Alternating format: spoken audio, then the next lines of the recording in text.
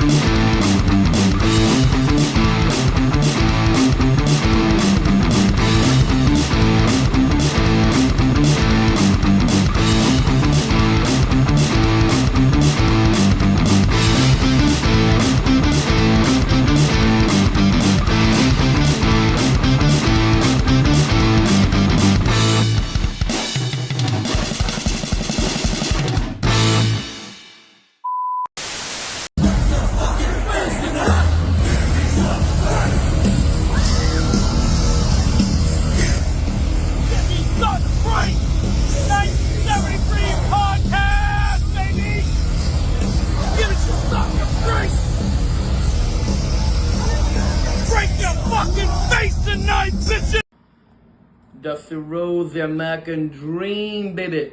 The bull of the woods, if you will, out here in public, reminding you to listen this week and every week to the 1973 podcast, baby. Make sure you tune in for a good time, if you will. And tell them that the Dream sent you.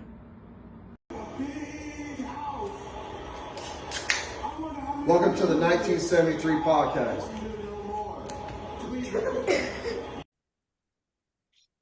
Ladies and gentlemen, boys and girls, children of all ages, it's your 1973 podcast and a quarterly wrestling episode, post SummerSlam recap.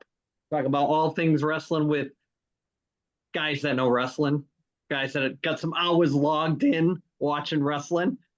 So, especially the professor, he's kind of, acknowledge the crew. Kayfabe's a lot of the wrestling knowledge. You know he does. He's smirking. He knows. Got a kayfabe it in that house. Don't want to be mocked as unintelligent. So let's get rolling. Let's start talking about some stuff that we've missed over the last couple of weeks. Different things have gone on. Let's start off with something pretty big. Thoughts on. Let's start with the professor. Shane McMahon's secret meeting with Tony Khan. What do you think?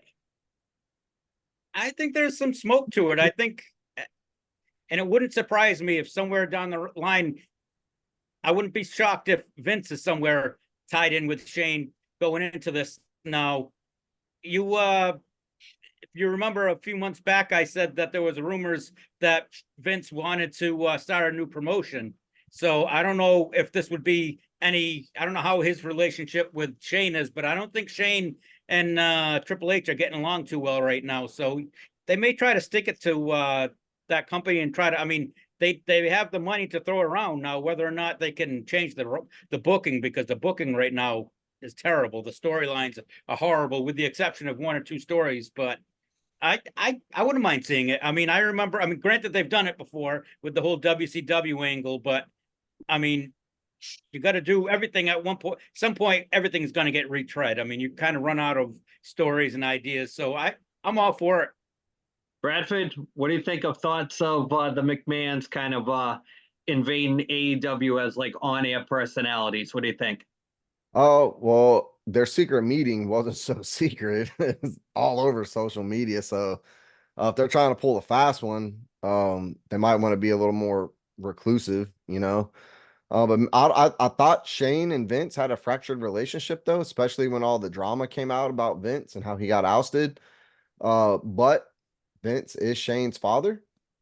Blood runs thicker than water, So if Vince is trying to schmooze and finagle his way into another program, why not the struggling AEW? It makes perfect sense.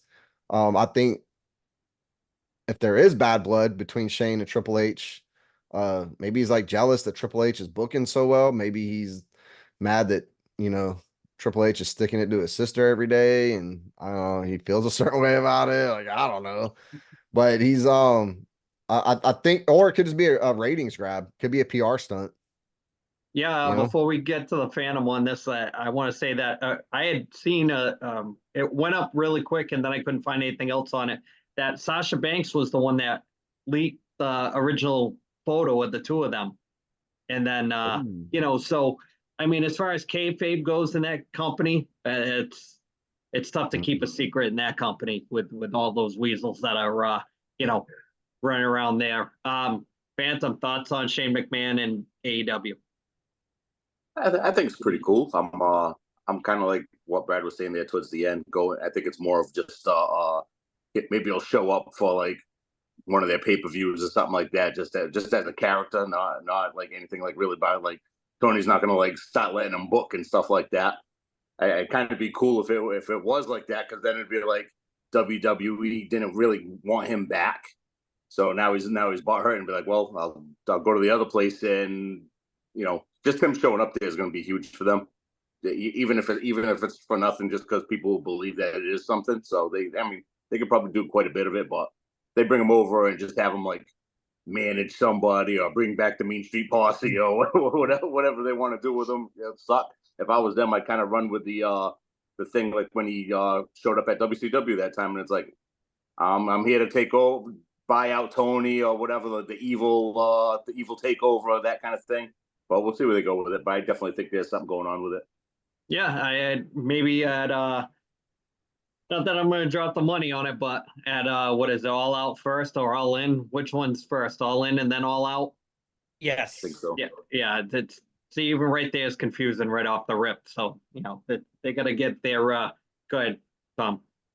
Well, now that you talk about the Mercedes Moné stuff, isn't she calling her little group that she's starting, the corporation? So I wonder if Shane could be brought in there and act like he's the guy running everything, going kind of like the old WCW angle with McMahon and the cronies. Could be. Not copyrighted, the corporation. I don't think you can copyright that, right? As long as they don't bring back the union. I think what they're lacking in some of these storylines, even WWE at times, is they're missing the Jack Tunney, the guy that's got no skins in the game. That's just like the on-air personality as the matchmaker, the president, the person that hands out the suspensions. That's not an active wrestler. We don't need the Mick Foleys. We don't need the Ken Shamrocks. You need somebody that's a non-wrestling entity that just is like, the office, in a storyline. So maybe Shane McMahon will take that role on air or whatever, or maybe what's not to say that they get Vince in some kind of faction like that. But I mean, this is the company that didn't want Sammy Guevara and Sasha Banks interacting because of the things that he had said about her, and he's not there anymore either. So why would you take Vince on when he's got a history of, being around young ladies and stuff going sideways? So Shane, nothing to worry about, and I don't want to see him wrestle either. So, the on-air personality would be cool as, commissioner or evil hostile takeover. That'd be cool. Another AEW news that broke, was it Friday, maybe into Saturday, day of SummerSlam, was the Britt Baker MJF story where I guess during his match with Will Ospreay, she was in the back watching on the monitor and tearing it up. And I guess his girlfriend overheard her saying it, and she had said something to him. And I guess him and Will Ospreay had said something to her in the back. Now, I mean, it was an hour Broadway, so how can you critique that? That match was pretty good. It had, it wasn't too over the top, but just enough. Good finish at the end, an unexpected finish to set up a storyline with that, title for the short time going into All In. Britt Baker's known for having, a mouth in the back for different instances. I'll start with, I'll go the other way around. I'll go with the Phantom one. Thoughts on the Britt Baker MJF story? I didn't realize there was that much heat between the two of them until that broke out. I know they kind of like talked about it a little bit when he was with Cole, but it's I don't know, it's kind of BS. They finally brought her back. I think I'd give her a pass because they're hurting so bad with what's going on, and she was actually a nice little pump up to get people to watch. I don't know how long the suspension is. Does it even affect her match with Monet, or is the match still on right now? Is it like canceled? I think it's still on, and I heard that she was suspended for 2 weeks. Yeah. So it goes right up into the pay-per-view. So what do? You're not going to put her over. I mean, you gotta have her get beat, right? And is it to the point where you squash her or whatever?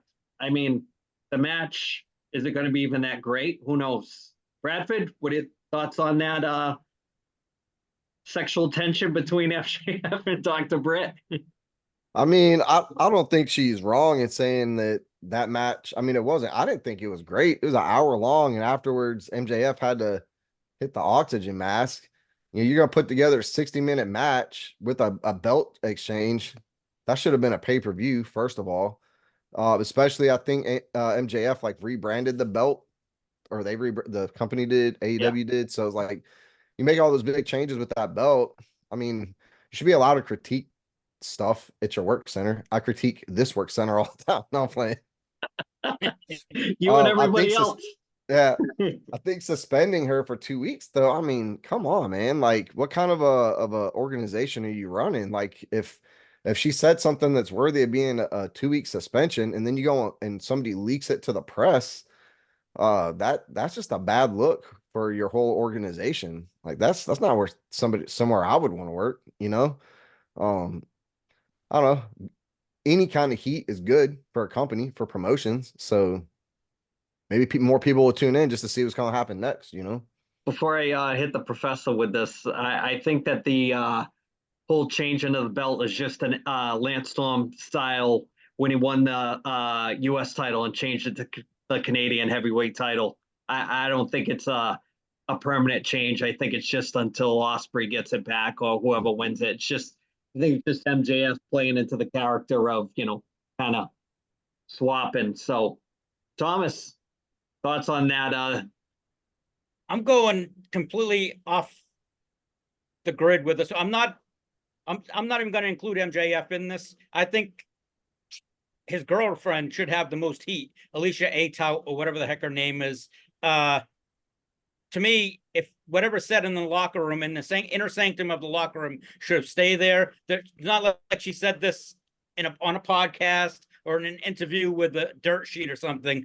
To me, there should have been more heat on her than Breaker. And I blame Tony Khan. I don't blame him so much for this one because he's actually delegated this type of stuff to Bryan Danielson. So I think Bryan Danielson, I think they should have, to me, if you're going to do anything, do like how back in the old days WWE have when the Undertaker was the judge and they'd have like I think JBL was like the prosecutor. Do a thing like that. Do a kangaroo court. Kangaroo court.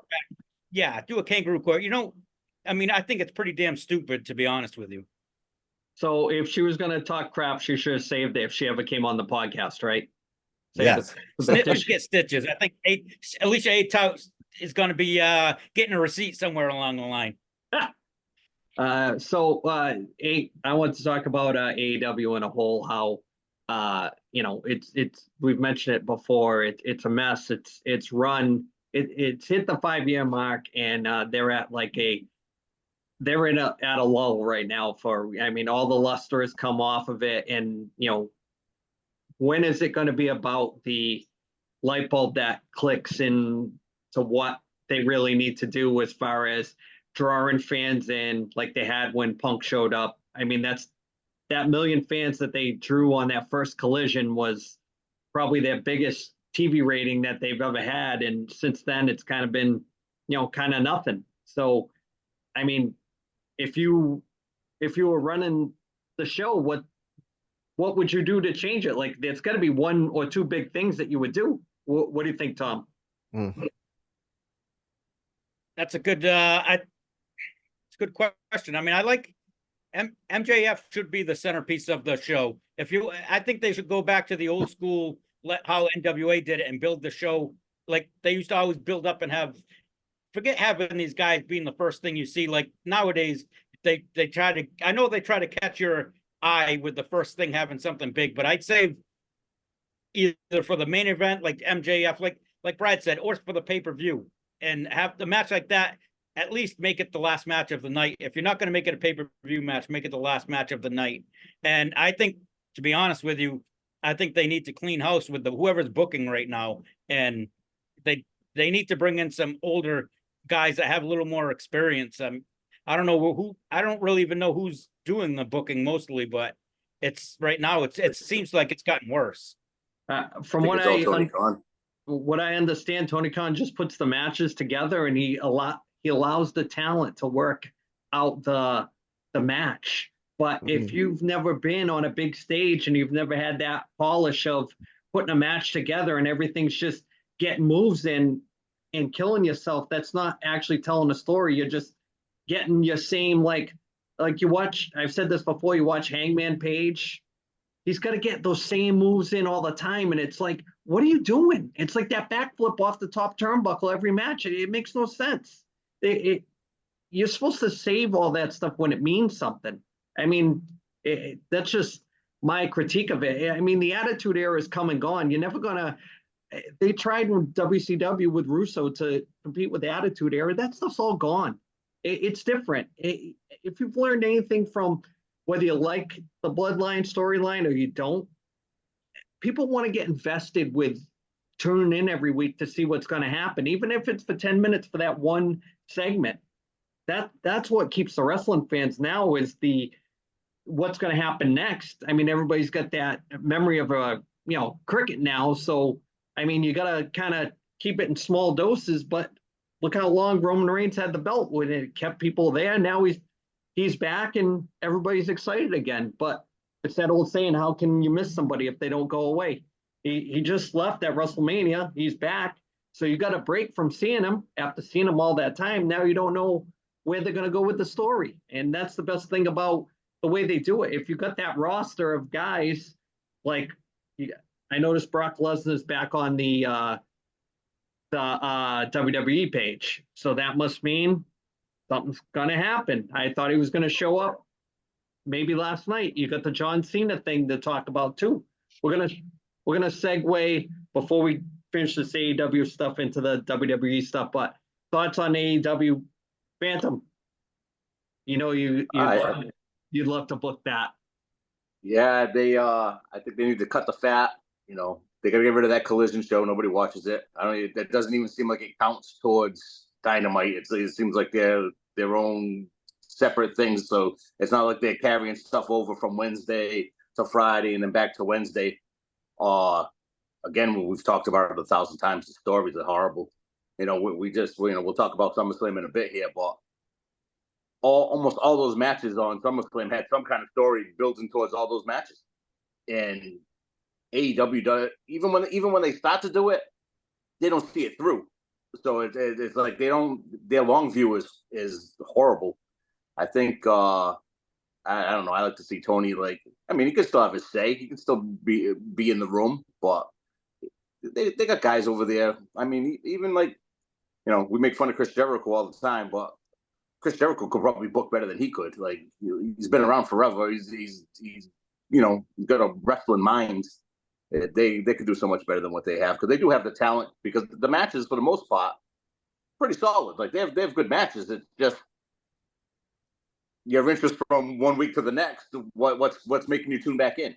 Probably nothing. Yeah, you can, if you just want to watch good matches, you can go on YouTube and catch that. You know, That's what I do. yeah. Let's catch the highlights for AEW. Yeah. So Bradford, they give you the pen tomorrow. What's the first thing you do to change AEW? I mean, I think like what y'all said, better booking, better storytelling, better creatives. I know AEW fans will die on this sword that they don't want all this over the top storytelling. They want pure, true wrestling. And that's the difference between AEW and WWE. WWE sports entertainment. This is wrestling. But if there's not a story, I don't care if it's a 60-minute match and a title change on a regular scheduled program. I'm not watching it. I'll catch the highlights like I did on Facebook and Instagram, trim the fat. You guys mentioned that. They have not one, but two trios titles in AEW. Like, there should even be one, for being honest. There's two. Like, you can't just give everybody a dang title, but it's like you said, Andy, Tony Khan kind of, pencils in who's going to do what, and then he lets the talent. Well, the talent's probably sitting there like, damn, I see so and so has a belt. I want a belt. Let's make up a belt, and it gets then delivered. they all look There you the go. same. What's that? And then they all look the same. So there's Yeah. no definition between the belts because they all look the same, which is a pet peeve of mine. But real quick sports analogy with wrestling, and I always try to simplify it for the slow kids that are watching. Whatever your sport is. So Brad will say you like the Cowboys. So you don't start watching the Cowboys when they get to the Super Bowl. You start watching and getting invested in a little bit in preseason, and then you watch best you can every week, and you watch the story play out, right? As a fan, that's how come it's not that simple with wrestling. You take a guy and this is his journey, and not everybody has to be a guy mid card and up. The other guys are just learning the craft underneath, trying to be enhancement guys, or maybe picking up the rub from somebody, or not everybody's Blair and Hogan. It's just that simple. And I just don't understand how at brass tacks people don't look at it like that. There's a trophy. Here's your guys. Each week you're invested in certain parts and you're watching it as it unfolds. It's so simple. You make it out to be so much harder than what it actually is. And that's what they don't get because they're I want to use the wrong term, they're marks for the wrong things. Go back and watch old stuff. It's very simple. I mean, not everybody can be your world champion. It's just how it is. But it's the illusion of the ride, the story. So AEW is a mess. I mean, I said it before. We said it with the guys right from day one when it started, all invested. The sports-based presentation that they gave in the beginning in Vegas with Cody and Tony Khan and that initial group sucks. They're still there and they suck. They were never in WWE. There's a reason for why Omega and the Bucks and now Hangman never went there beforehand, because they're pains in the ass that nobody wanted to deal with. And you're seeing it. You're seeing it play out on TV. You saw it with Punk. Cody's too cool to say, how he really feels. And that's why it's a mess, because you can't tell them they're wrong. And until that changes, you never know. So let's shift gears to where the action is. WWE. We'll start with SmackDown. There was two matches I watched on Friday that I was invested in. One was kind of, I just wanted to see where they're going with it, was the ladies tag. Just wanted to see if Cargill and Bianca Belair were going to win, which they didn't. Bradford, did you watch it? Yep. Thoughts? Nope. You put me in a spot, man, because I'm the biggest Jade Cargill fan, but you and Ed? She cannot. Must be a Southern thing. Bro. Her matches, even with somebody as talented as Bianca Belair, they cannot carry her to superstardom. She's gonna have to go back, put her back down in NXT, let her train up for a little while. What's the harm in that? It'll only boost NXT. Be like, hey, we tried. We put you with somebody who's really experienced. It's just not working. She misses spots. She's clumsy. She's gonna hurt somebody. But she's easy to look at. She's got the body and the physique. And again, I think she's only lasted this long because she's one of Mark Henry's proteges. Like, he is pushing this. And so they're probably throwing him a favor, throwing him a bone. And I don't know. I still think that Cody is the gate for the AEW talent coming that way. Oh, yeah. They even mentioned, I don't know if you saw it in the SummerSlam pre-show. They showed AJ Styles versus Samoa Joe, and AJ Styles was putting Joe over like crazy in that. I don't know I if you thought I guys saw have- that. Yeah, Yeah. he was, and there's a guy that if Triple H was there now, when Joe was there, he would have never left because that guy is one of the most underused talents that they had come through that you were waiting for him to get there. And then when he got there, kind of, they didn't use him to his potential. So, not to get off the Jade Cargill match, did either one of you guys watch SmackDown on Friday? I was in and out. Yeah. I Did you? didn't Did really, you? actually, I did catch some of that match. But I don't even remember them winning or losing the belt. So I Yeah. must be looking at my phone or Yeah. kind of care less of what was going on. Yeah. It was. It was forgettable. I didn't know if they were going to throw the belts on him again, and I just wanted to watch it because I knew it was live, and you never know with some of those ladies matches if there's going to be a hard, botch in it, and somebody's going to get blasted or something like that. So that was my interest for really watching that. But what I did want to see was the main event, the new bloodline with the Samoan Werewolf, which we will get to. I thought for sure, storyline wise, with the new crew, that they were going to win. They did. So I don't know, Ryan, did you end up watching that part of it? Did you see him win? Yeah, I did. Yeah. Yeah. Good part of, setting up a story going forward. Oh, for sure. Yeah. I think they're trying to start to lean a little bit towards like they're gonna get all the belts. Just like to me, like I don't think anybody really thought that Solo was gonna win the belt, but at least they kind of put it in the back of your mind, like, oh, we get the tag team belts. Let's go forward. Now who knows? They can go the other way with it. The other guys could be like, hey, we got belts and you lost. Maybe we're higher than you. They always can go so many different ways with that. So many different talented guys. And then when I'm guessing the Usos going to be coming back now that Roman's showing up. So pretty good. Bradford, thoughts on that match?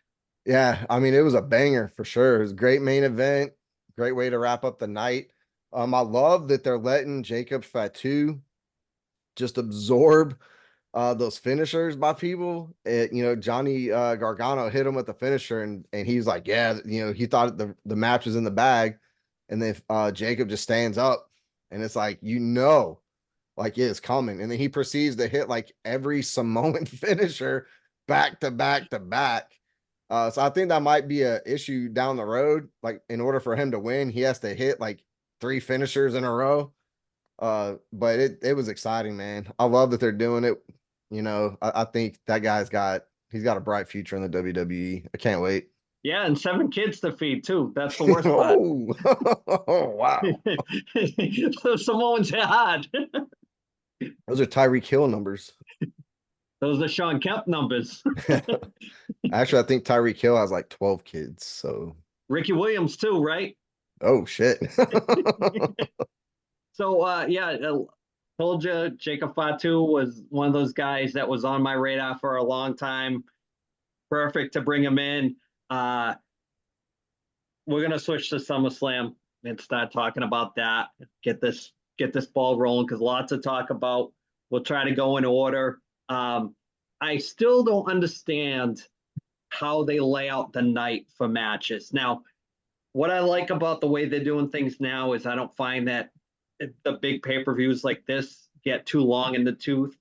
It's one of the major pay-per-views, so I think it's great that they blow off the storylines at the big pay-per-views. That's a la old school stuff, and maybe you save the smaller pay-per-views, PLEs or whatever the hell they call them now, for just little blips on the radar, maybe a belt change. But as far as the blow-offs for these storylines, they kind of proved it last night with all the the finish of a story and where you can go with stories from a story as a branch. They kind of proved that last night with. So we'll start with Rhea Ripley versus Liv Morgan. Now, Chris, when he's on, he's not a fan of letting things simmer on the pot. He was like, I'm tired of this Judgment Day. Let's break this Judgment Day up. He was tired of Roman Reigns with the belt. He could not watch Bob Backlund for a 6-year run. That guy be pulling his hair out, whatever left of it, in his back hair, in his pit hair, be pulling it all out.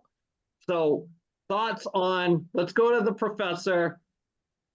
Thoughts on the Rhea Ripley, Liv Morgan, Dominic Mysterio storyline. What do you think, Thomas? I liked it actually. And no, as much as I don't like Dom, he has picked up. Granted, he's around Ray, and grew up with Eddie. He's picked up those mannerisms of those guys, especially the dastardly Eddie Guerrero stuff. When Eddie classic, when Eddie Guerrero was doing the whole thing with China and everything. I mean, he's playing that to a T. So he fits the role perfectly. Now it's going to be interesting to see if the crowd takes to Rhea as a good guy again, because I mean, the first time around they didn't really. She kind of got lost in the shuffle a little bit. So we'll have to see if they're going to make her like a tweener where she still does some things, goes the old Stone Cold way where she does shit like offhanded and I won't say underhanded, but whatever it takes to win. And it'll be interesting to see where they go with this from now. But we all knew that the Judgment Day at some point was gonna break up.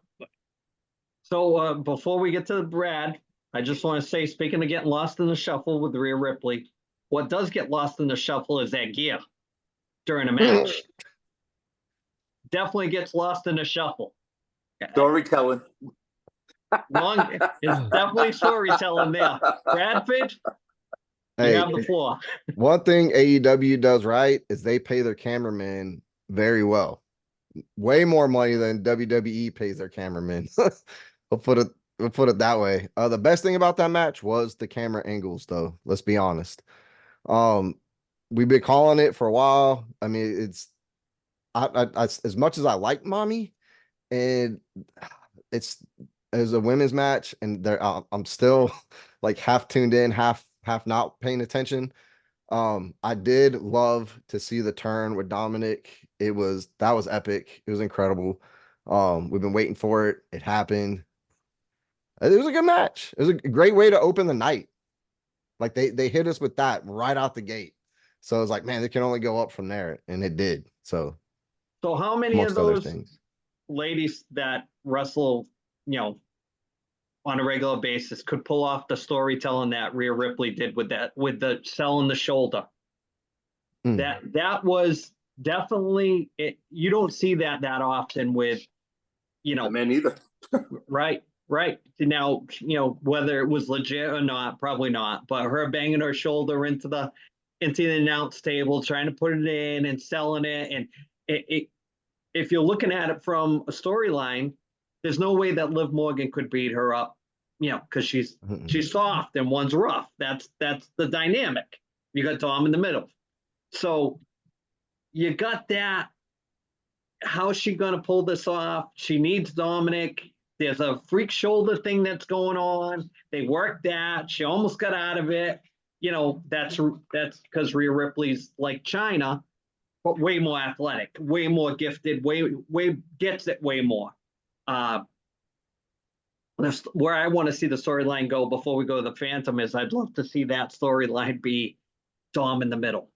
Like, instead of like a woman being stuck in the middle of two guys fighting, I'd love to see him be like the mouse in the middle. Like he's not innocent, but he doesn't get what the situation that he's in, that a lot of other guys, grown men, would be like, I'll take that all day. It's like the kid in him doesn't get that. And maybe they can intertwine some kind of storyline that all three of them get along, if you know what I mean, going to Netflix, where they're going to be more raw, and how there's a love triangle that's kind of, kind of the upside down pineapple kind of storyline. So, Phantom, and he suddenly went Rob Black, and he's booking like he's an XPW. I watched a lot of wrestling. They need to have Rhea start to hook up with Carlito, because that's some comedy gold right there. That would be hilarious. Have Dom getting jealous and kind of go that way. But yeah, no, that match was great. I've been all in on that story right through. It's been pretty good. Yeah, kind of a little not predictable, but I kind of seen that it was going to end up going that way. But how they did that, they did a good job with it. They I'm curious what they're gonna do now with the Judgment Day. Is it gonna be like, are they gonna have Wolfpack Judgment Day? Are they I think it's still gonna be the Judgment Day, and it's gonna be like Rhea and Damien are gonna be together. They're kind of gonna be like the new good guys, and then Finley's gonna get his no, not Finley, whatever. Finn What's his Balor. name? Finn Balor. He's gonna he'll get his little crew, and they'll still kind of all be around a little bit, and then we'll see kind of how they work it off from there. The thing that I thought was funny, I don't know if you guys caught the subtlety in it, is anytime Carlito was involved, he would have Hilarious. these little one-liners about Yep. telling Dominic what's wrong with you, like in the funniest way. Like, she gave you the room key, and you're not doing nothing. Yeah. Like, that's not cool. Like the guy that was walking around with Tori Wilson. Remember when he had her at? They don't. Sometimes they don't maximize some of that stuff, and maybe only 10% of the people really read into what they're trying to come across with or whatever. But so thoughts on the Judgment Line? You think that the Judgment Day? You think they're splitting it in half, two groups? They got enough guys, right, to do it? It's like 3-3. I think Damian Priest and Rhea are going to finally launch into their own solo. I mean, she's so over. She could do a solo run. I think Damian Priest is better with Judgment Day, but he's got to stand on his own somehow, So turning him face, having a beef with Finn Balor, his best friend, and it's a great storyline, but I don't think they're going to form two Judgment Days. I think they're going to form two bloodlines.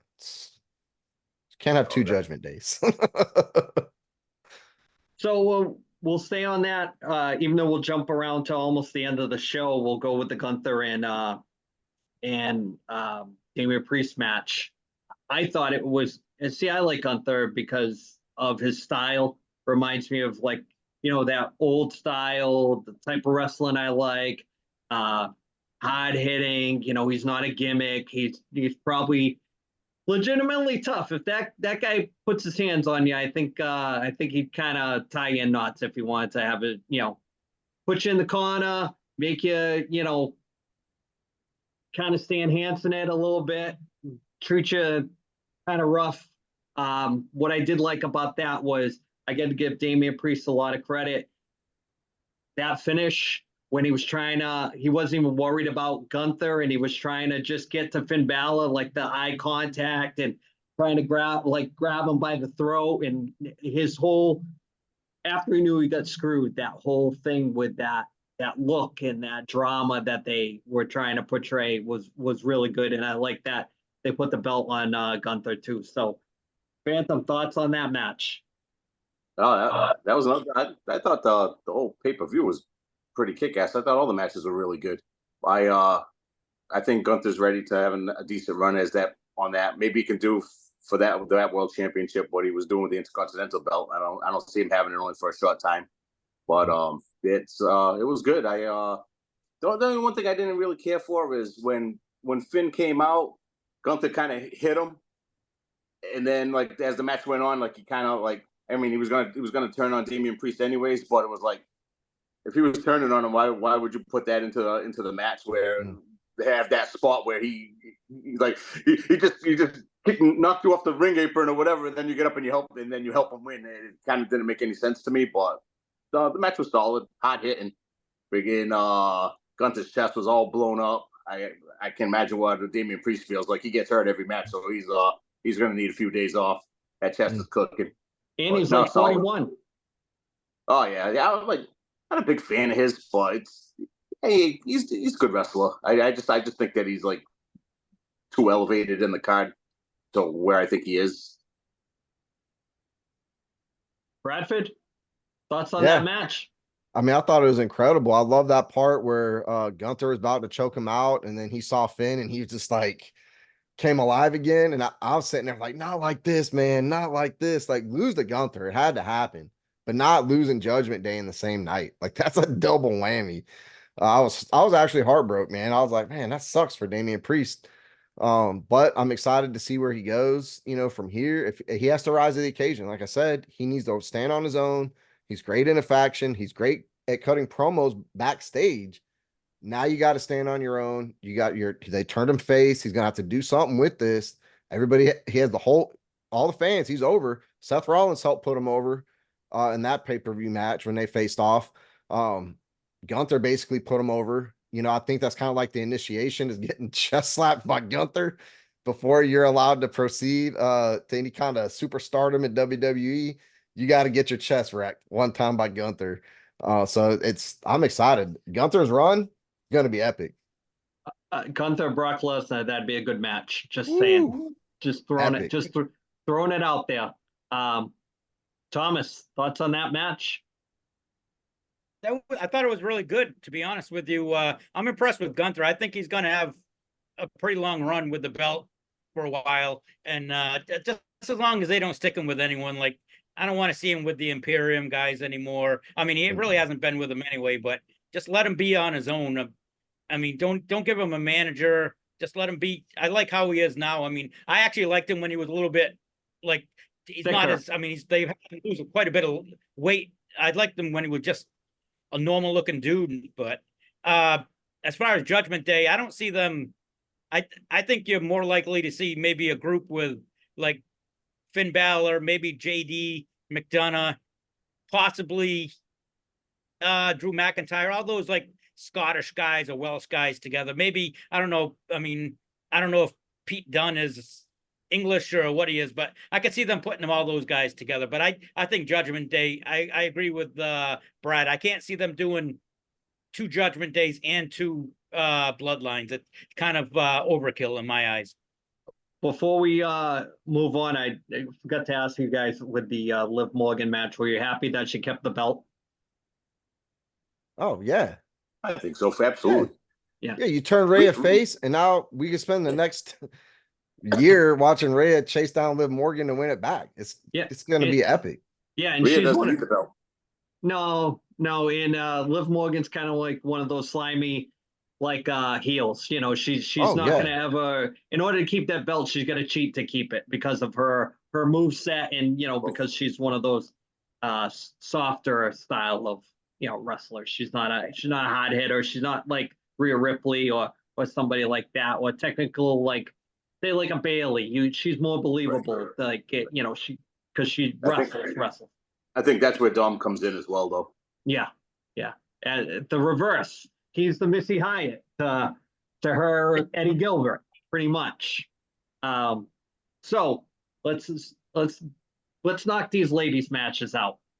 Let's go to the Nia Jax Bailey match. This was Hey, just like when it came on. Hold on, I gotta go get a drink. Yeah. Yeah. So pretty much what I thought about with the Bailey match, and he's really going to get a drink. The other side of the universe over there. No, my thought process was that's the match they should have probably put on first, right? Get that out of the way with instead of being like. Is it over?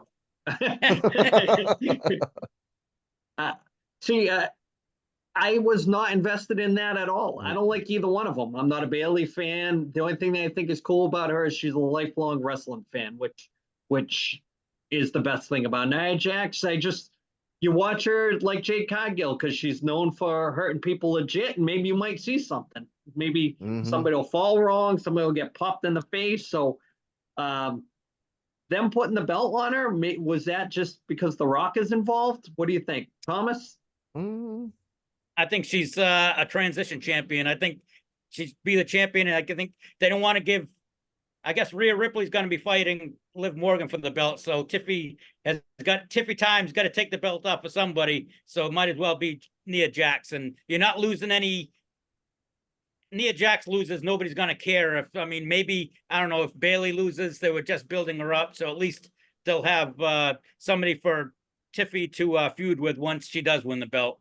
So you think pretty much we're going to be watching 1 week or whatever, and Nia Jax is going to be on the ropes or whatever, and just have an exhausting match, which would be anything more than like 3 minutes for her, and then they'll end up cashing in the Money in the Bank and pinning her and walking off with the new briefcase that she has. I would not be surprised. Yeah, Bradford. Yeah, I Were you mean, shocked? no, I wasn't shocked. I like Bailey. I'm a huge fan of Bailey, but her being a champ was boring. I mean, it just when it's not working, it's not working. I like that she came out with her Macho Man jacket with the tethers. That was cool. She hit the flying elbow. That was cool, right? That's like I think her little homage to Macho Mhm. Man. She's wearing her whole outfit was kind of Macho Man Randy Savage, if I'm being honest. I thought that was really cool of her. She's old school. Bailey will be successful no matter what she does, belt or no belt. Nia Jax has no pop, no fans. Nobody. She's just an afterthought. But they're gonna have to build this up now because they've been doing this friendship between Tiffy and her, and now Tiffy has the briefcase. So there's gonna be a lot of tension there, and I'm excited to see where they go with it. What thoughts on that new briefcase? Uh, Did you yeah, see I it? like it. I don't know. It Oh. looks good. I don't know. Did I have my Phantom. number in it? Yeah, Ludwig Kaiser. That's that the boyfriend. blows my Good for him. mind. Good I, for him. I can't Good for not. him. Atta Yeah, boy. it's weird. Phantom, thoughts on that match before we move on? Yeah, I figured they were going to put the belt on her. They kind of building her up. They give her the crown, so transition into a champion as well. She's different compared to the rest, so I guess they need to have somebody to be like a blonde killer. They need to her. I think they should do like work Cargill up to fight her. Let's see if Jake can throw her around. That'd be kind of cool. It's gonna happen. $500 body slam contest, right? Have them fight in a shoot match. Put him in a cage. Thomas, the next match, if I'm going jumping around here, was the Intercontinental match, right? Yep. Starting Logan from the Paul bottom. and LA Knight. Yeah. Okay, so Logan Paul, LA Knight, U.S. title match. I mean, they said a stat that Logan Paul only defended the belt like 2 or 3 times in almost a calendar year. I mean, that's weak right there.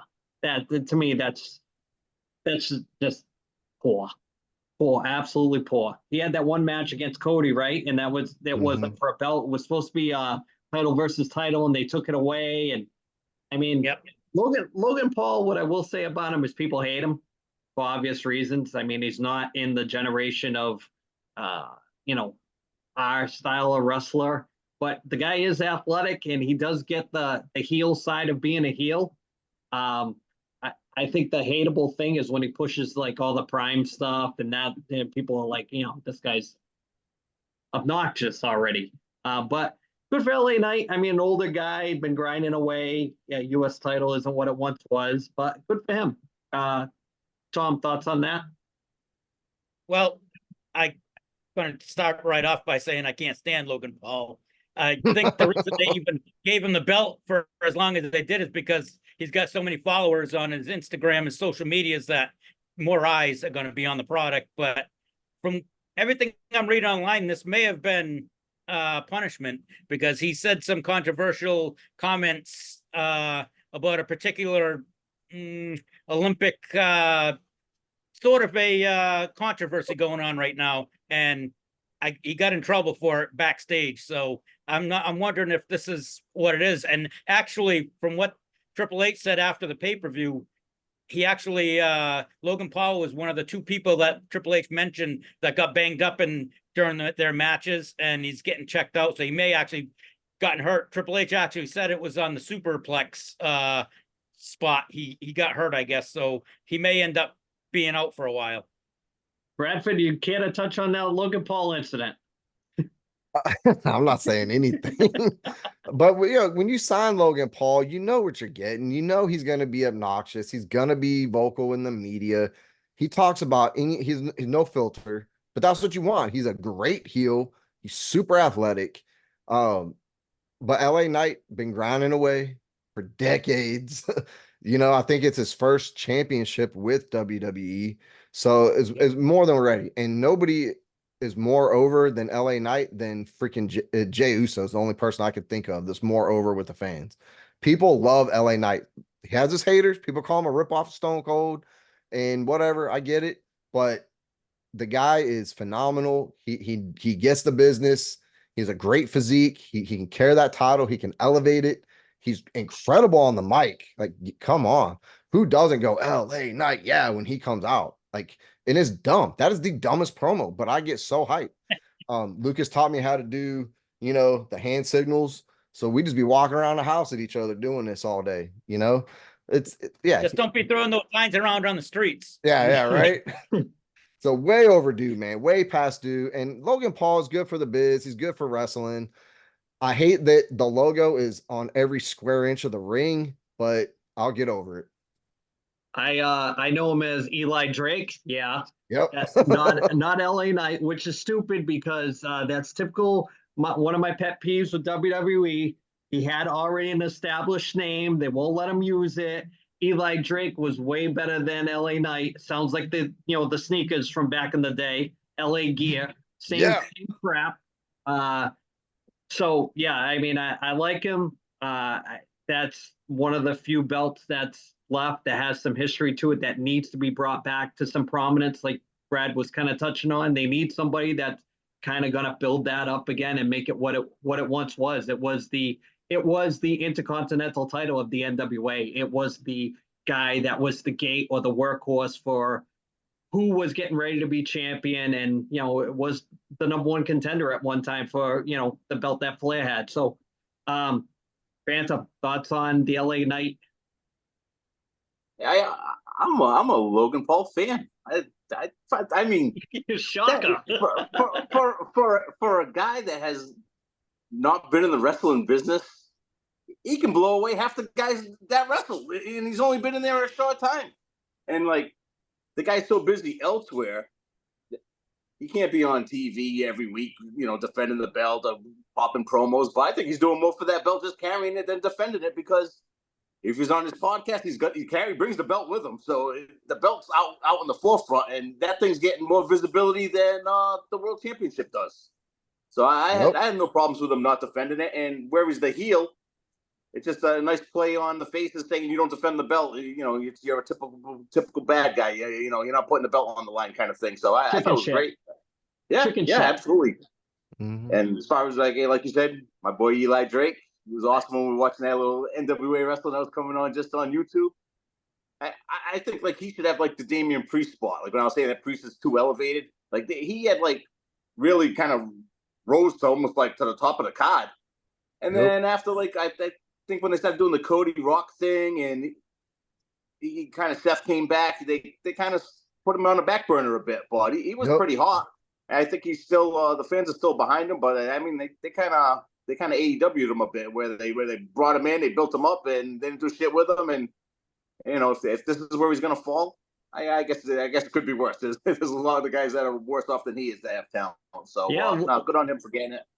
Look at just a couple of guys real quick from that NWA startup with on YouTube when they brought it back. So Eli Drake, LA Knight, right? They had Nick Aldis was the champ, right? Camille, Thunder Rosa was there, and what's his name took over for Jim Cornette after Jim Cornette left was what's his name Wade Barrett. So he's there too. So they kind of even combed through that and kind of took like the best of the best. And Aldis was the guy that never really got his due on a big stage either, because of other things that had gone on with certain things. I guess that he didn't want to come in as a jobber. He didn't want to. But of course, with Triple H taking over, a lot of things have been kind of swept under the rug. And credit to whatever you think of Triple H. He brought Bruno back. He brought Ultimate Warrior back in the fold, all before those guys passed, and I'm sure that the Steiner brothers with Scott saying all that stuff brought those guys back, put them in the Hall of Fame, deservedly so. Those guys are legit Hall of Famers. So speaking of that, Braun Breaker, this is the match that we talked about. This that I can't understand the storyline with this, where he just wrestled Sami Zayn pay-per-view before and lost. And then you have him in a promo say that he didn't take Sami Zayn serious because he's a comedian and all this other stuff. It kind of didn't make any sense from a storyline for me. I'm glad that they put the belt on him. Hopefully he'll do something with it. I'm kind of okay with Sami Zayn. Like, he's kind of meh with me. It depends on what situation he's in. Bradford, thoughts on that Braun Breaker match? Yeah, I mean, finally, I mean, holy shit! It's like the fandom was saying how they kind of took LA Knight and catapulted him and then put him on the back burner. I was like, they're not about to do this to Braun Breaker. To get beat, he got beat clean by Sami Zayn. Didn't even get up and like destroy him afterwards. Just hung his head and walked out.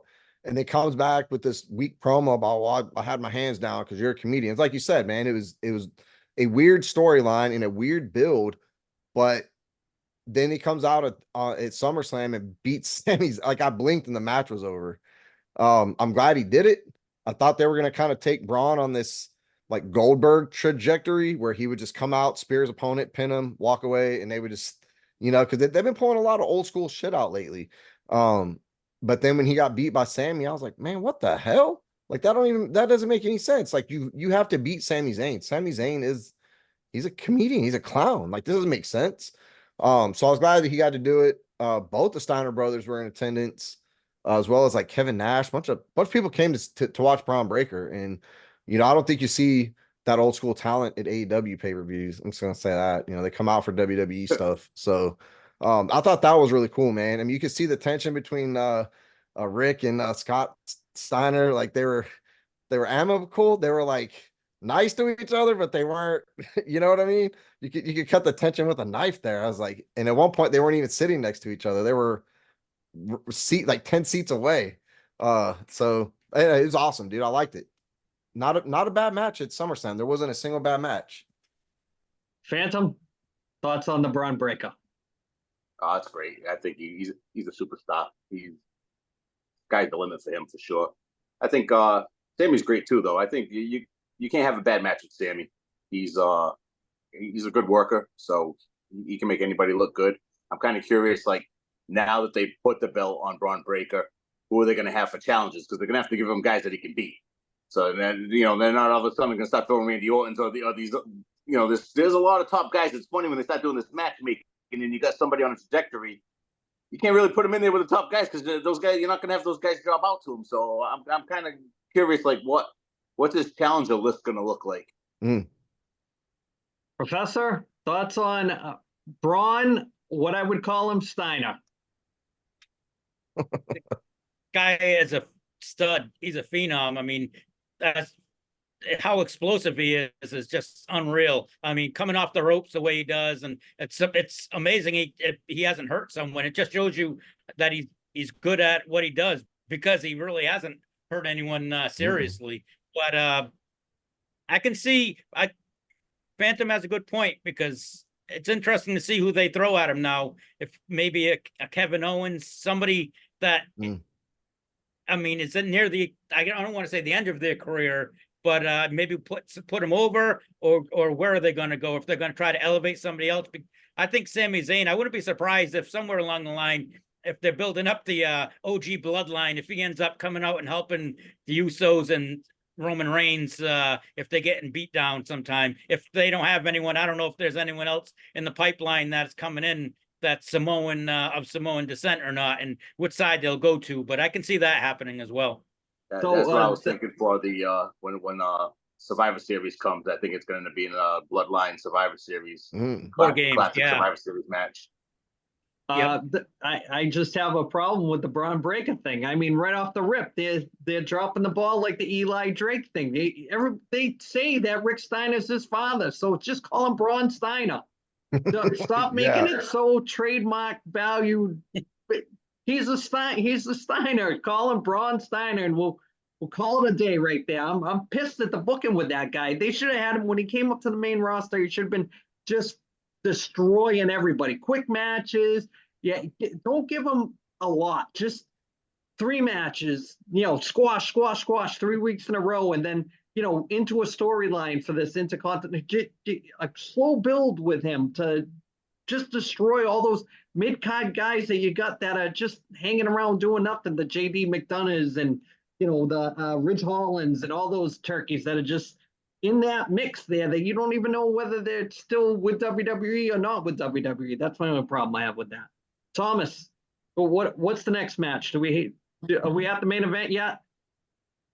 No, we're at CM Punk. Oh, yes. CM Punk versus Drew McIntyre with Seth Rollins as the special referee. Oh, so I'm going to go to somebody that hates CM Punk. I'm going to go to Bradford. Brad, what'd you think? Bro, I thought for it not being a title match and not being the main event, that match was incredible.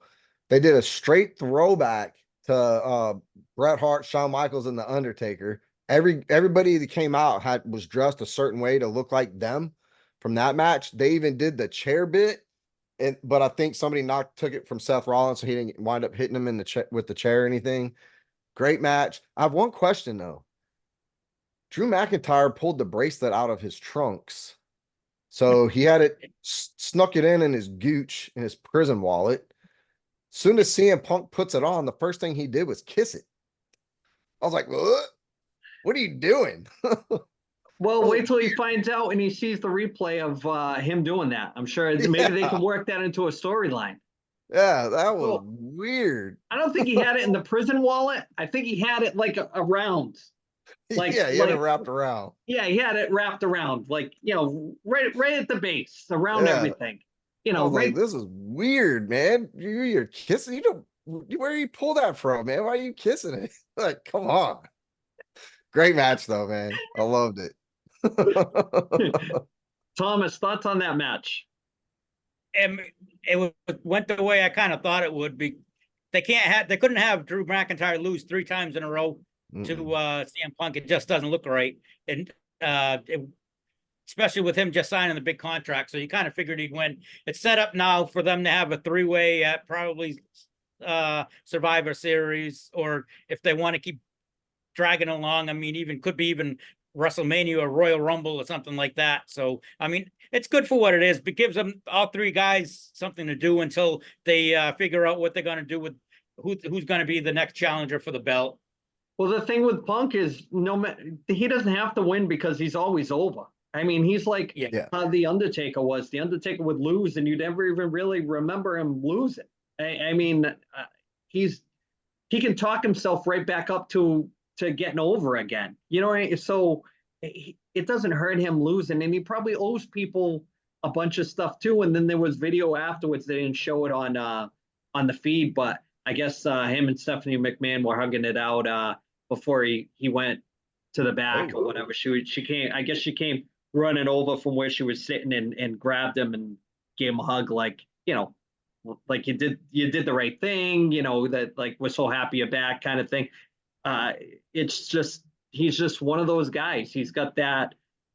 He's so over. He'll not. This is the only guy in the history of wrestling that didn't wrestle for almost 10 years and people were still chanting his name. I've never seen that for anybody else. So he does have a. They just have to bubble wrap him to make sure he makes it to the next pay-per-view because the guy's made out of glass. Yeah, that's true. Too many of those indie matches in the early years that probably worked against him. Phantom, thoughts on the 3-way? Why'd you say it like that? Oh, wait, easy. Hold on, I gotta go get a drink. And a wristband. Oh god. Yeah. No, I thought a match of the night for me. I think it's CM Punk's unbelievable. Comes out with the Bret Hart gear on. Always he's like in fantastic shape too. Like I don't know if getting hurt as much as he has is like a light bulb went off. Well, he's like in better shape now than he was probably 10 years ago. Good shape for an older guy. Yeah, great shape for an older guy. I think they can do a lot with him. I mean, whatever they're gonna do with him, you got to do it now. The shelf life, you never know. All it takes is for one thing to go sideways, and all the good stuff that he's saying now could be all out the window. So take advantage of him while you got him. Whether it's blows a gasket or gets hurt, who knows?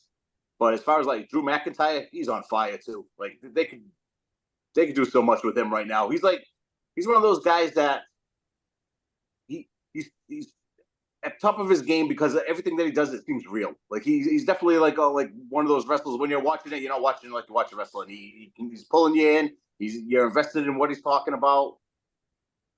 Rollins, all the talent in the world. I don't know, man. He just kind of drives me nuts the way they got him now. It's he'll get into the mix. I mean, I think he did the referee stuff pretty good. All the classic I'm in charge kind of shit. But yeah, the match was great. Awesome match. Yeah, I like the banter. The banter was great, and they were saying it loud enough that you could pick it up on the feed. So it definitely well thought out. Definitely psychology driven match, which is great. The branches of a storyline, where it's going to go, who's going to be after Rollins now. I think it's going to be more Drew McIntyre and Rollins probably doing something, and Punk will, kind of find somebody else to piss off. But the Punk thing that came out after SummerSlam was, I don't know if he's trying to work out a new deal, but he said he's interested in taking over NXT when Shawn Michaels retires. Ooh. So if you are going to get somebody that going to teach the psychology and the wrestling business the right way, that's a great guy to, bring on as the next person teaching, a group of people that don't know anything about psychology with wrestling. They just think it's about getting, their 7 really cool moves in and not getting anything out of it. So should we move on to, it's just the main event, right, Thomas? Even the thing too, Andy, with that match, I thought was cool, kind of going back to the bracelet, was I saw Seth Rollins pick up the bracelet. But when he picked it up, he kind of like looked at like he was like gonna like slide it out of the ring, and it was kind of like he just was like and then he just like slid it on his wrist, and it was kind of cool that they ended up putting that into a part of the match. That was like, so he did a fantastic job, because he made it noticeable that he did pick it up without it being over the top. Just something, if you're paying attention when you're watching the match, and then AEW could learn a little from that. Yeah. You kind of did a Fuji Morocco with that, because I was going to bring up about that bracelet. Now, this is one of those kids like friendship bracelets that you make at like summer camp type of thing. They built a whole storyline around a bracelet. That's what a lousy dollar bracelet. And I don't understand why people don't get that it's less is more. It's like you can take an inanimate object like that and build a whole story around it and get people to be interested in it. It's so, pay attention, AEW. You're pissing me off. Oh. Yeah. I'll cut a promo too. A good one. So main event time. Here we go. Big stuff. So starts out pulling at the heartstrings, right? Definitely Rhodes family pulling at your heartstrings with Pharaoh, right? The last walk. Absolutely. Coming out of the bus. You don't expect him to be there. You saw him come in with Cody like he's done a bunch of times with him, but you weren't expecting. I thought he was going to walk all the way to the ring with him. Mm-hmm. But he stops, and who's around the corner? The Enforcer. That's a surprise. Another guy that AEW had that people said that they didn't want to listen to. There's been multiple stories coming out of AEW that these veterans, like when they went and said, hey, I want to critique you about your match, they're like, I already got a contract. I don't need your advice. So, yeah. Oh, yeah. It's happened with more than one person. And, that's back to the bracelet. Just pay attention. But anyways, the little thing with the surprise with the little pep talk, saying that, this, that, and the other thing, that, I pulled some strings, I got a hold of some people. So right there, something's coming, but you don't know what it is. So now you're invested off the rip. Match was good as usual. Solo was pretty good. I think his timing was great. I think Cody kind of was the general in that match. I don't know if you remember that little tidbit that Cody threw at him, that he wasn't ready a while back, and it's kind of like played in that match. I knew that Fatu was coming later on because the two Tongans showed up first. Eye patch Tongan that can't do anything right, and Tama Tonga. So I knew that Jacob Fatu was going to eventually show up, and when he did, I don't know if that guy broke his leg, broke I his think he did Man. break his ankle at least.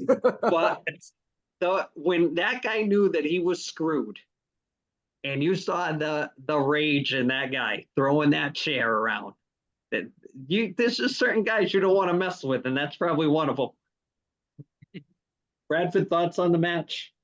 Yeah, I don't know if that was a work or not, him getting hurt, but there are pictures of him walking around in an air cast and stuff like that. So I don't know. I hope he's not injured. I hope it's nothing serious. It's like we just finally started getting this guy, and then just to lose him. Yeah, the Tongas came out. Old Patchy there, he definitely had a couple missteps in the ring, and I'm like, why is this guy so rusty? What is going on? Mission Um, Impossible Tonga. yeah, like cannot get right to save his life. I wasn't like I didn't think the KO or the Randy Orton pop. I kind of expected them to show up. That wasn't like a huge thing. What I was worried about was that they did the bloodline rules so well for WrestleMania. I was like, come on, don't just go and repeat it. Like don't do the same thing. Don't bring out Taker and Cena and like don't come on, like do something different. But when Roman Reigns came out, that was definitely exciting. I mean, because we had heard rumors, there was talk. I heard a lot of rumors that he wasn't going to come back till WrestleMania. So when his music played and it was a blue background, so I think we're gonna see this blue bloodline versus the red bloodline, and it's gonna be good. Hopefully, Jacob Fatu is not hurt. Like, don't be hurt, man. Plus, We they can't just afford put to the lose belts you. on him. They just put the belts on him They too, just right? put them on. Like worst Gonna have to timing go ever. Freebird Don't be rules. hurt. Yeah, Tom's got a good point. They could go Freebird rules and let Tama Tonga and Tamaloa put the belts up for grabs. But I've heard there's a lot more Samoans down the pipe. There's a Oh, Zilla Fatu. There's another Tonga who's like 7 feet tall. His name is tall one, literally yeah. Hala Tonga. yep. It's super creative. So I hope these guys come out, and then it's just gonna, where's Jimmy Uso? Jimmy Where was Uso. Paul Heyman? Where were Oh, they? So They coming. Thomas, you want to add something to it? It went almost the exact way I thought it would. The only thing I thought was going to happen, I thought the Usos would have been coming out instead of KO and Randy Orton. But it was a good match. I mean, it was a typical WWE main event where you have a million people interfering, but if it's not broke, don't fix it. I mean, it works for them. And I think Fatu he may actually be hurt because Triple H mentioned him in the post event press conference and actually mentioned it and said he was going to get checked out, and he said they didn't know if it was serious or not yet. So hopefully it's not serious, but I don't know. My one complaint is since Cody's won the belt, they've kind of booked him to look a little weak in these main event matches where he hasn't won clean very often. Franco, thoughts on that match? I thought it was all right. I mean, it was a good match, but it wasn't the best of the night. I like some of the early matches better, to be honest. But I mean, I think if you, I think really Solo's ready to be in the main event, even though I mean they elevated him. I think his thing is going to be more with like Roman Reigns. Like he's just holding that spot for a little bit. Let's see what they do after if Roman Reigns takes it back over. I think he's just going to kind of go the face route for a while. So he'll be feuding with those guys. So they'll be jumping on and the Usos and all that stuff come into play going forward. Like I kind of said before, probably headed towards like Survivor Series or are they like well past War Games? Like War Games already passed, right? No, So, no, it's coming. So whether it's that or Survivor Series, maybe both, if they really keep it going pretty good. I think this was more about the bloodline than it was actually about Cody. I think they just wanted to try to have a reason to bring Roman Reigns back in the title match. And I think Cody will move on to something else. Hopefully they get something hot going with him, because he's like a good old fashioned feud with somebody. Whether they bring somebody in, a surprise guy, or he is a little stale. So Face champion. couple of things with things they could do, going from here with Brock Lesnar supposedly coming back. He's going to be on the side of Cody Rhodes because of the handshake deal that they had at the end of the last man standing match there, the one that he suplexed them all over the place, and then he gave him a handshake at the end. So there is, I thought that was an ally that they could have pulled out for last night. Cena, I thought, could have came back too. I thought the Randy Orton and Kevin Owens thing could have been done different with two different other people, just because for the surprise factor. Getting those two guys, they've already, it's like too predictable that those two guys were the ones. I think it should have been two surprises or whatever, but especially where it was bloodline rules. Match was good. I mean, you got to kind of look at the card like WrestleMania 3, where you kind of knew what you were getting with Hogan and Andre. That's kind of like WWE style main event where you get, what you wanted at the end with Roman Reigns coming back, kind of overshadowed the whatever the match was. Nobody was busted open. Nobody was, over the top with that stuff. So I think everybody was just waiting for Roman Reigns. So that was the Hogan Slam and Andre thing, and the 1, 2, 3 for that match. And I think that all the undercard was what kind of was the surprises and kind of the meat to the meal. But one of the things that we didn't mention, and this is great for fantasy booking too, is the John Cena run to retirement. We didn't get a chance to talk about that. I'd like to. I was telling these guys, I love Ric Flair as a wrestler personally. Over the last couple of years, I think he's kind of gone off on Ric Flair stuff, but I'd love to see Cena beat that record at WrestleMania and retire one of those belts, take it with him. That's it. And then one world title. There's my one world title that I always want. 17 times. It's going to be tough to beat. I'd love to see Cena have that run where he's just buzzsawing through people, pay-per-view after pay-per-view all the way, even if he's like part of with Roman Reigns, in that group where he's like, he doesn't have to do a lot. CM Punk wouldn't have to do a lot. Roman Reigns could put I know everybody wants to see Bloodline versus Bloodline, but if Roman Reigns got CM Punk, Cody, and John Cena on his team against those guys, that'd be pretty epic. I mean, Roman Reigns could do most of the work. Cody could do most of the work. Tag those guys in. John Cena and CM Punk on the same team, kind of makes a lot of sense. But what do you see for the Cena run, Thomas?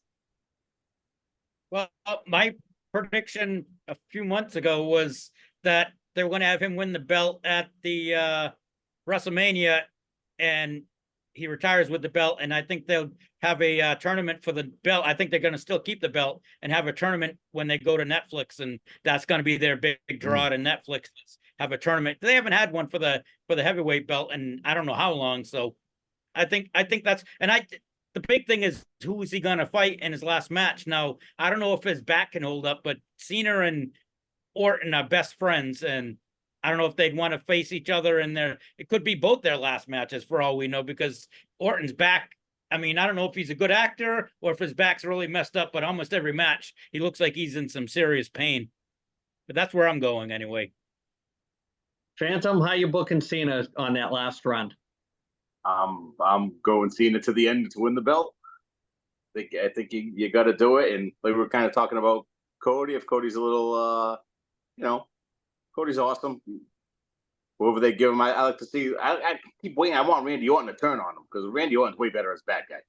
So they've been buddy all this time. I want something to happen that's going to be like, hey, I got your back all the time. Maybe something should happen to Randy and Cody don't come out and help him, and he turns on him. And even he could give now, if Randy wins the belt, now he doesn't he move up to having the belt already 15 times as well? Isn't he only one short of Cena? Yeah. So now they're both even. Now then you can kind of have maybe a match at the end where it's like, if Cena wins, he breaks the record. If Orton wins, he wins the record. Or Cody holds on and he stops everybody from winning. And then if sign Ric Flair, get him to show up that day and let him screw somebody over, and not to win the belt, but you can do so much with it. I kind of hope they don't I don't want it to be predictable. Surprise me, please. Yes. Yeah. And stay off those dirt sheets too, right? Yeah. Bradford, you're booking Cena. You're the younger guy in this group. You were a John Cena guy when you were a kid, and I know it. You've seen a lot of five knuckle shuffles in your life. Oof. I always kind of thought John Cena was a cornball, if I'm being honest. You know, the whole like baggy denim shorts and rapping and rhyming and trying to be a hip hop star. It was weird to me. And that, but if you're Not gonna give enough him a run, vacations to Massachusetts. was He is that from Not Massachusetts. enough vacations to Massachusetts. yeah? Is that how you all dress up there? Is that how you all act? Absolutely not. Yeah, but I mean, if you're gonna come out and announce your retirement, say you're on a final run, don't you have to show up and do your final run? Don't be So I don't know how surprised they're if gonna book that. it's probably going to start tomorrow, right? I would imagine on Raw, and They then keep saying 2025 though. Yeah, he literally was talking about coming back for like Road to WrestleMania, and I'm like, well, there's a huge gap. But they had also said too that it doesn't end at WrestleMania. It ends at the end of the year. He's wrestling for 2025. So this is going to go all the way to December. This is going to run to WrestleMania. So maybe he's got like a show or a movie he's working on, and when he wraps with that, he's gonna come back and then wrap his wrestling, you know. But he said he's gonna be in the Royal Rumble. Trying to get in shape for these 6 months to get back in ring shape. Yeah, but he said he's gonna come back for the Royal Rumble, so that's probably where we'll see him come back first, and then move forward from there. So is he going to win that Royal Rumble? oh, I don't know. I don't think so. I don't know. That's a I don't hard think they one. want to put. I don't think they want to put him in the main event of WrestleMania. I think they rather drag it along. Yeah. I don't think he's going to take Cody's belt. He'll go after whoever the heavyweight champion is, Gunther or Damian Priest or Drew McIntyre. That's the match they'll book for him. And then there's too much going on with Cody and the bloodline for that title to go to Cena. So well, if that's actually a good person for Gunther to drop the belt to all the way till WrestleMania, even if he wrestles Cena and he loses to Cena. I mean, that doesn't do any damage to Gunther at all. You lost to the greatest of all time, and then you start right back up and stop buzzsawing through people again. So it doesn't really. Some guys, it doesn't really hurt the way they're booked. So I mean, I'm interested to see wherever they go with it. So it's just more wrestling stuff to talk about. So are we wrapping this up for another week? let's do it. That's our SummerSlam recap. We're gonna try to do this, like I said, quarterly for the big pay-per-views. We're missing a couple gents this week. Hopefully we'll have them back on next week. And Knuckles couldn't make it this week, so hopefully he'll be on after Survivor Series. So we'll just wrap it up. So any quick shout outs before we go? Thomas? Shout out to Ed, and hopefully you still got power, buddy. Yeah. Ugh. Tom, real quick. Just hoping friend of the podcast, Scotty, gets better. And just as someone who's been on crutches, don't use the crutches, use a walker. You're old enough, you can get away with it. Bradford, real quick, got one? Yep. Scotty, get better. Ed, drive safe.